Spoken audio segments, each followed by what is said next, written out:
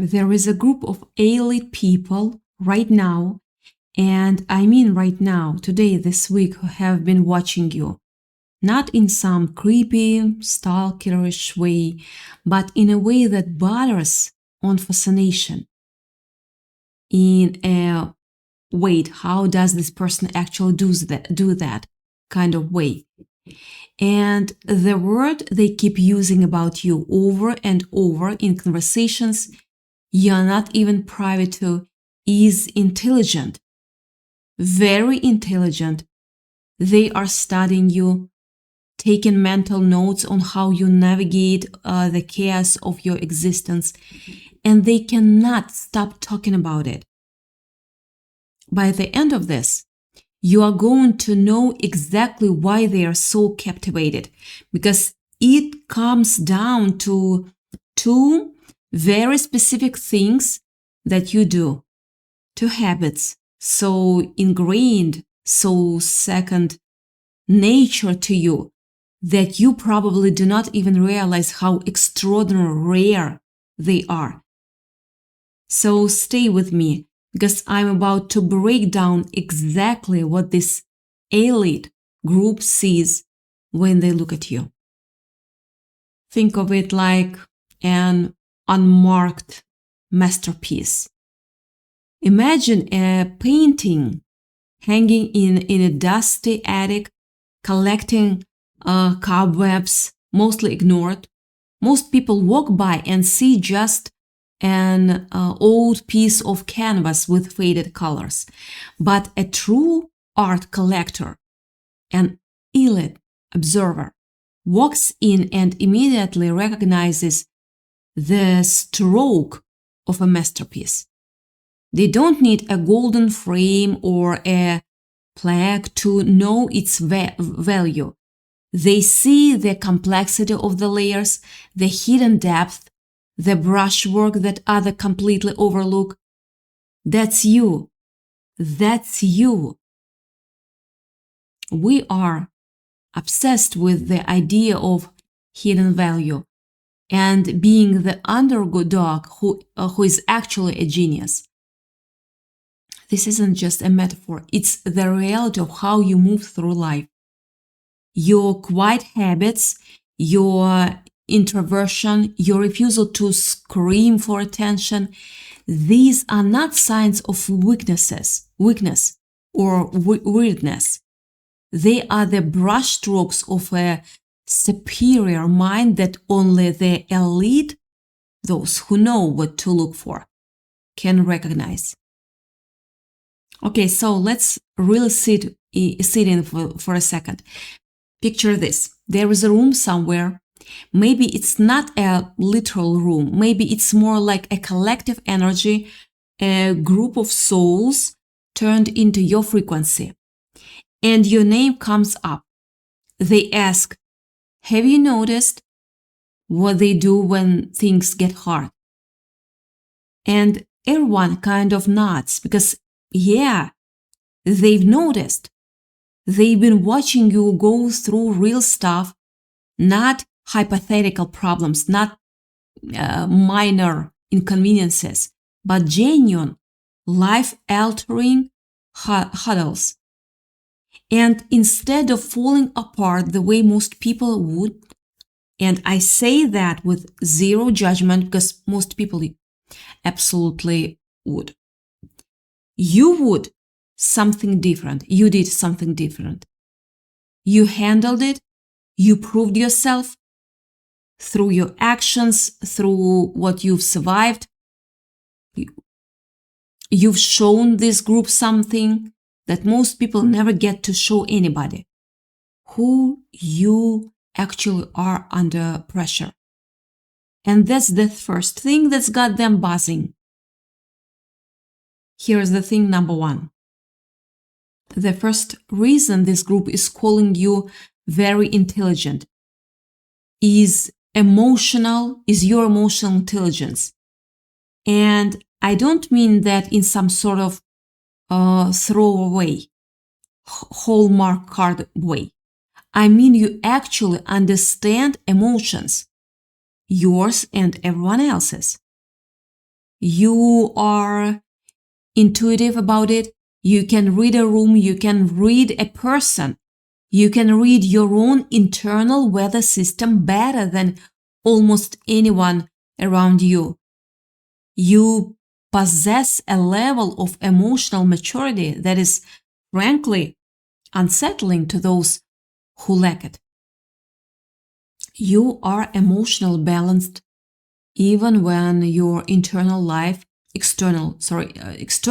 has been anything but balanced. You have this discernment, this quiet ability to decipher what an emotion is actually trying to tell you, instead of just reacting to it like a puppet on a string. And on top of that, you are deeply empathic. You feel for people. You have a heart the size of a planet. And this group knows it. And they respect the hell out of it. The elite doesn't look for loud talkers or the people who dominate the conversation. They look for the ones who listen until the room goes silent. That's you. You've probably felt like an outsider your whole life.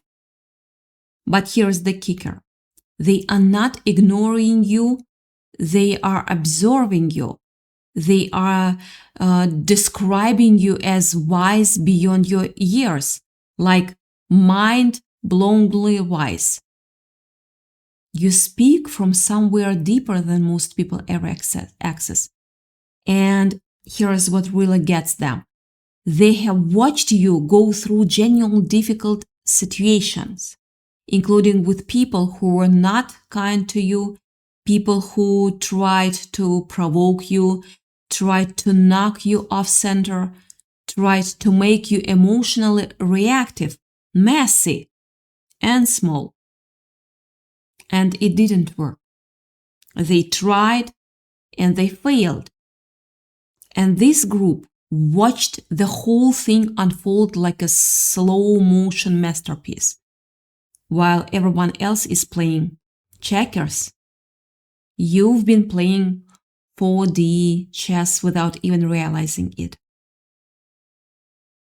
Your emotional intelligence let you see straight through the games being played. You could see the bigger picture even while you were standing in the middle of the storm.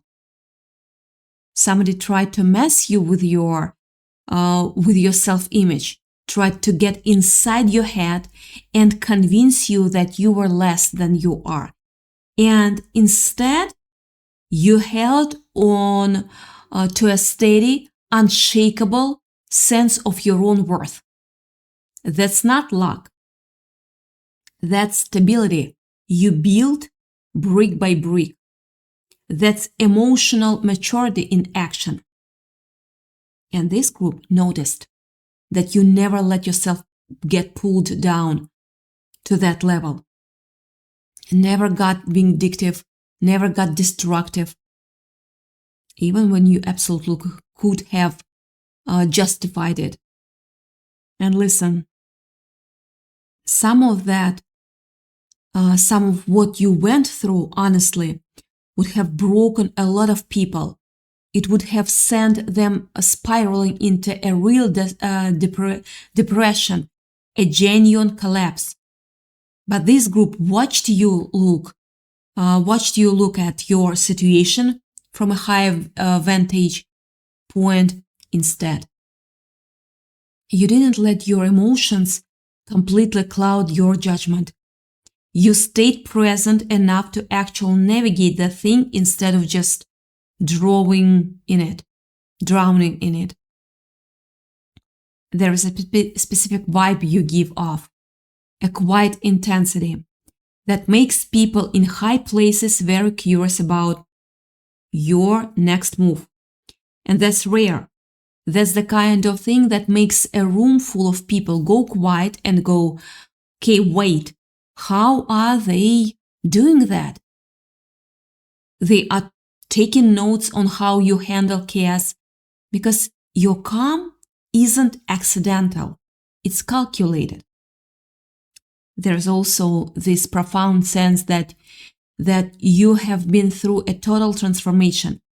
An old version of you had to sort of dissolve so a stronger, more authentic version could come through. You went through the storm and came out the other side, loving yourself more, not less, which is honestly the opposite of what most people expected. Maybe even the opposite of what certain people wanted for you. Because here is the uncomfortable truth nobody tells you. Some people do not just hurt you by accident. Sometimes people are actively trying to shrink you, trying to dim your light because your light was inconvenient to them. Your growth threatened their comfort zone. And when that plan completely backfires, when you come out more grounded, more radiant, more sure of yourself than before, that's stunning to witness. That's the word this group keeps using, stunning. I'm going to level with you. Most people cannot handle the two things you do because it forces them to see their own reflection. It's not just overthinking to the right eyes. What you are doing is high-level pattern recognition. Maybe some of you have dealt with a real anxiety in your life, real fear, real, I don't know how I'm going to get through these moments. Lying awake at 3 a.m. with your chest tight and your mind racing. And maybe you are still working through some of that. But even there, this group sees you leaning back into your intuition, trying to find the higher perspective instead of letting the fear completely swallow you whole. They see you as brave. Yeah. As someone walking straight into the unknown instead of running from it. Someone coming out of their shell, breaking out of the comfort zone and facing things head on. And if there is someone out there who mirrors you, someone whose growth is tangled up with yours in this strange, meaningful way, this group sees that connection too, sees the two of you finding each other and healing in parallel, like your paths were always going to cross at exactly the right moment. Some of you listening to this are natural healers without even trying to be. You articulate your own healing journey in a way that helps other people heal too, whether that's through what you say, what you post, or how you show up for people in their darkest moments. You could be, or already are, some kind of guide for others without needing a title or a certificate. And that's part of why this group respects you so much. You turned your pain into something useful instead of just something you carry alone like a burden. Now, here is the second thing. This is thing number 2, and it's the one that really seals the deal for them. Because emotional intelligence alone is powerful. But what really has this group buzzing is that you pair it with logical, practical intelligence. Let me explain. You're not just floating around in your feelings. You take action. You make grounded, sensible decisions. You've got this rare blend where you can be deeply intuitive and deeply spiritual on one hand, and completely down to earth and practical on the other.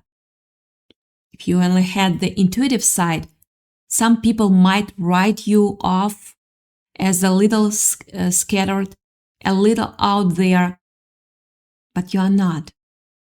You take what your intuition tells you and you actually do something with it. You find real practical solutions. You take the insight and you ground it into your actual day-to-day life.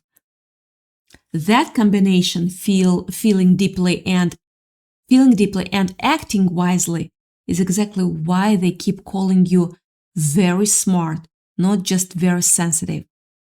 You are not hard to read. You are just written in a language most people haven't learned yet. Let me paint you a picture, because I want you to really feel this, not just hear it. Think about a moment. Maybe it was a gathering, maybe a dinner, maybe just a group of people talking, where someone said something and the whole room laughed. My beloved metaphor. That specific kind of laugh that means it actually landed. And you had something to say too. Something sharper, something that would have hit even harder. You felt it forming in real time. The timing, the angle, the exact words. Your body knew it before your mind even finished the sentence. You opened your mouth and then you didn't say it. You smiled and said, you let their moment stay theirs. You became the person who makes everyone else feel good, instead of the person who takes the spotlight. And here's where it gets strange. Because there was a part of you quietly in the background that knew exactly what you would have said, exactly how the room would have shifted if you'd said it. That part of you would have stolen the whole room without even trying. But you chose the smile. You chose small on purpose. And something happened inside you in that moment, like the door closing softly somewhere in the back of your mind. Nobody in that room noticed what you gave up. They just saw someone kind, someone generous, laughing alone at somebody else's joke, and you walked away from that moment feeling two things at once: relief that you didn't take the risk, and the quiet ache underneath it that you understood completely but never said out loud to anyone. And here is the part this group really wants you to sit with. That ache isn't weakness. That ache is proof that there is a whole version of you that's still in there, still alive, just waiting for permission to take up more space. Your permission. You've spent a long time making yourself easy to be around, easy to be liked, easy to like, easy to have a room. And that skill, that generosity is real and it matters.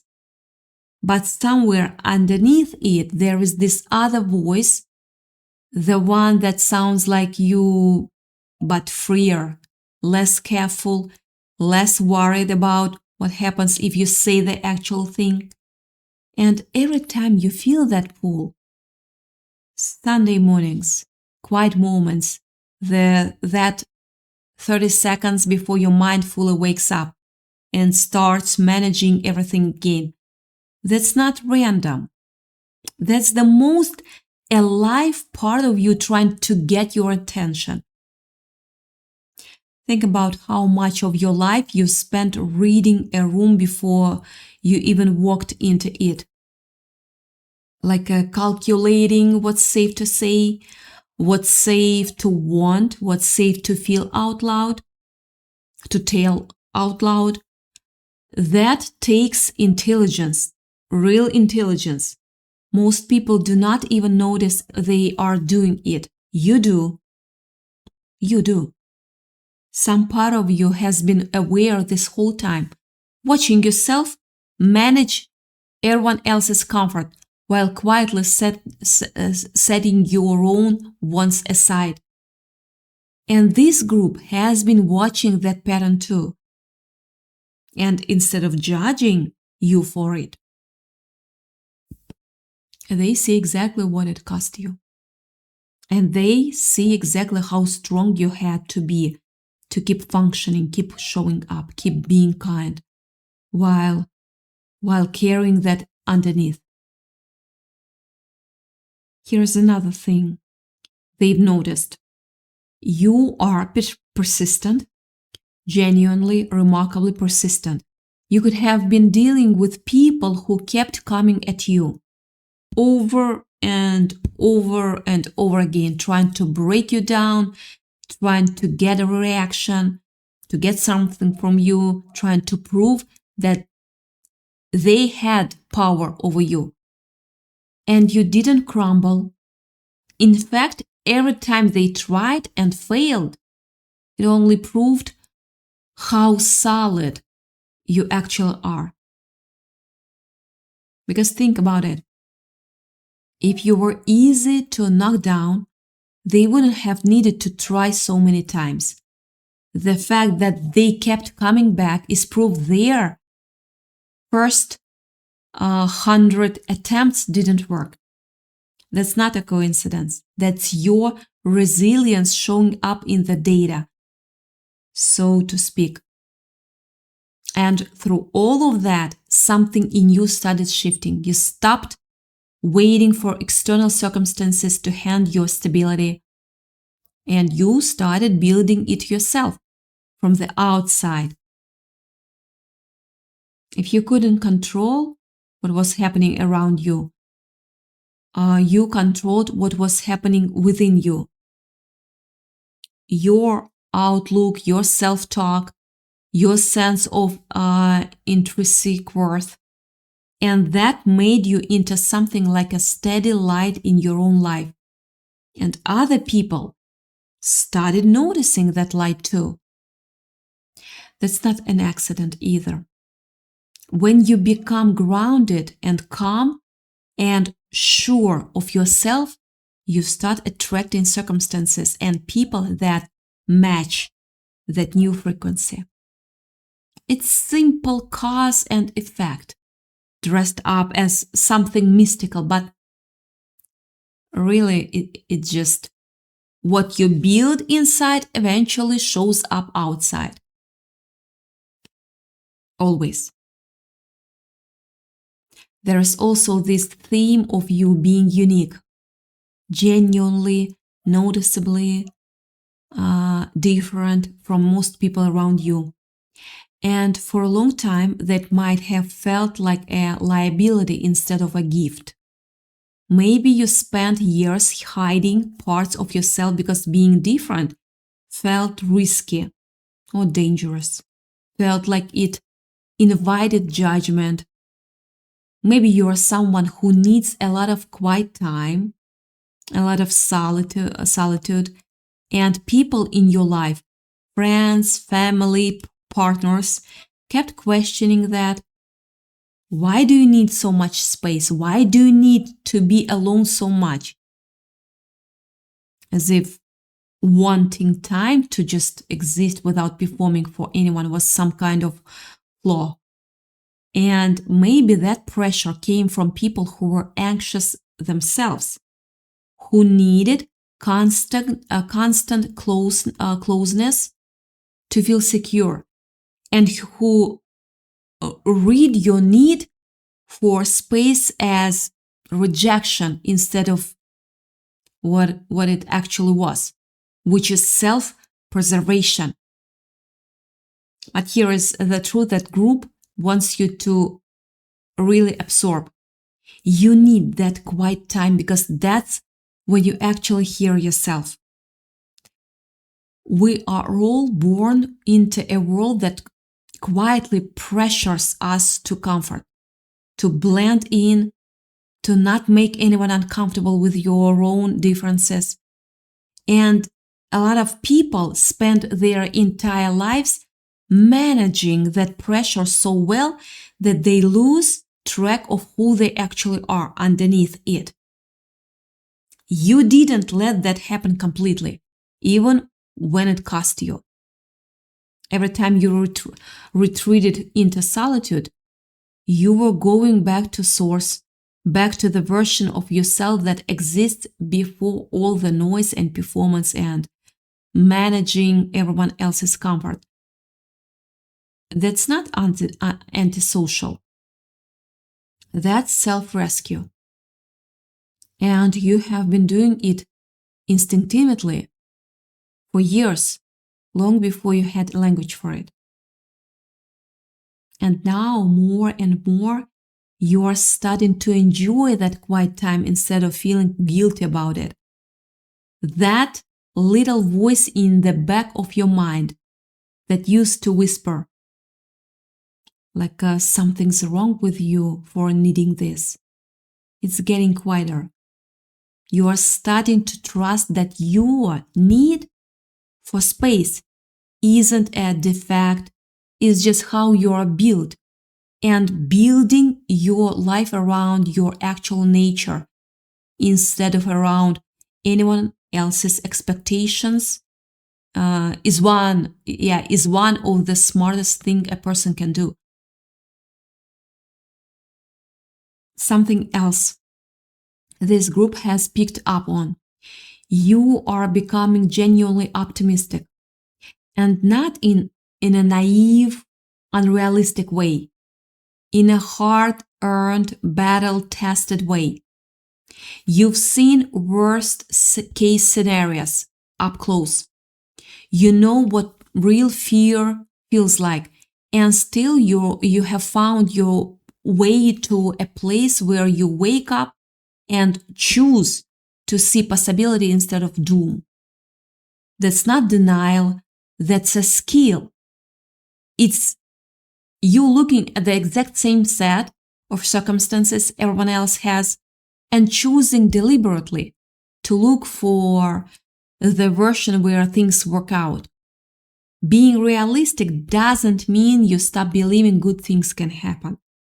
Sometimes the most realistic thing you can do is believe in what's still possible. You're also, underneath everything, a real good friend, a real good person to have in someone's life. Loyal, generous, big-hearted, the kind of person who shows up. And unfortunately, that's exactly the quality certain people took advantage of. Yeah. They saw your generosity as an opening instead of a gift, and they used it. But instead of that experience making you smaller or more guarded to the point of shutting people out, it clarified something for you. It showed you exactly who you are. They couldn't destroy that part of you. If anything, trying to exploit your kindness only proved how real that kindness is. You cannot fake the kind of warmth people try to take advantage of. That only happens to people who actually have it.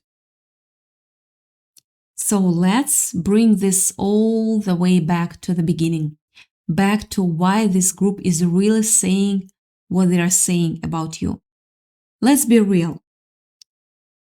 You have always had this gut feeling that you were meant for something bigger. This is the confirmation you've been waiting for. It's not one thing. It's the combination. The way you feel things deeply and think clearly at the same time. The way you can be shattered by something and still find the steady, grounded next step forward. The way you protect your peace with your need for solitude while still showing up as one of the most loving, loyal people someone could know. The way you have been tested over and over by people who wanted you smaller, and you kept coming out more whole instead of less. That's the intelligence they are studying. Not books, smarts, not trivia, the real thing, the ability to feel everything and still function, still grow, still choose love over bitterness, still choose grounded action over chaos. That's what very intelligent actually means here. And that's exactly why they cannot stop talking about you. Stick with me for a second, because once you see these two habits through their eyes, you will never look at yourself the same way again. And here is what I want you to walk away with. You don't need this group's validation to know this about yourself. But it's nice, isn't it, to hear it said out loud, to have someone name the thing you've felt quietly for a long time and never had the words for. You have been doing the work. You have been surviving and adapting and staying soft in a world that kept giving you reasons to harden. That part of you that still wants things, still feels the pull of quiet mornings, still knows exactly what it would say if it ever felt safe enough to speak. That part isn't gone. It's just been waiting. And every single thing you've survived, every boundary you finally set, every time you chose your own peace over someone else's comfort, has been building toward exactly this moment. The moment you start trusting that version of yourself out loud in your actual life, not just in the quiet 30 seconds before your mind wakes up. You are exactly as intelligent, as capable, and as ready as this group already knows you to be. The only thing left is for you to fully believe it too. That's all.